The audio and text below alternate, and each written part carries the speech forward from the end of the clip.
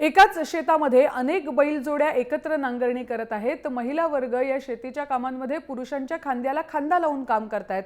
कोकणातील गावागावात हे चित्र आता दिसायला लागलं आहे, पण हे काळाच्या ओघात हे चित्र आता दिसेनासं झालंय। कोकणाच्या संस्कृतीचं हेच वैभव पुन्हा उतरवण्याचा प्रयत्न रत्नागिरी जिल्ह्यातल्या संगमेश्वर तालुक्यातील कडवई गावी केला जातोय आणि तोही स्पर्धेच्या स्वरूपात। पाहूया एक रिपोर्ट। थांबायचं नाही गड्या, थांबायचं नाही, घाबरायचं नाही, आता घाबरायचं नाही।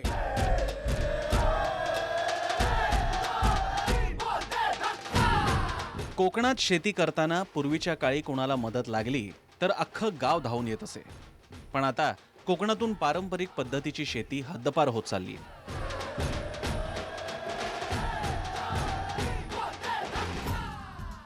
संगमेश्वर तालुक्यातलं कडवई गाव हे मात्र अपवाद आहे।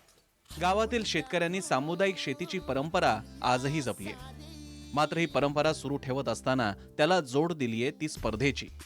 सामूहिक शेतीचा मुख्य उद्देश म्हणजे सगळी तरुण पिढी आहे स्पर्धेच्या निमित्तानं तरी इकडे शेतीकडे लक्ष येतो आणि सामूहिक शेती करून शेतकरी शेती करू शकतो असा मला आत्मविश्वास आहे। कडवई गावाचे शेतकरी आपली अवजारं बैलजोड्या घेऊन एकत्र येतात। एका शेतात एक दोन नव्हे तर तब्बल 50 ते 60 बैल जोड्या एका रांगेत उतरतात। 3 वाड्या एकत्र येऊन सामुदायिक लावणीची स्पर्धाच आयोजित होते। शेत नांगरून झालं की त्याच शेतात सुरू होते ही चित्तथरारक स्पर्धा।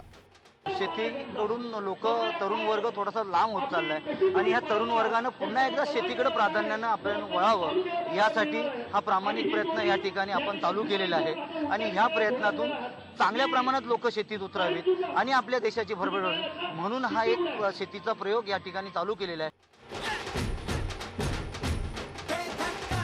एकमेकांच्या शेतात येऊन काम केल्यानं ऋणानुबंधही जपले जातात। एकत्र येऊन नियोजनबद्ध पद्धतीनं कामं केली तर काय होऊ शकतं याचा अनुभव कडवई गाव घेत आहे।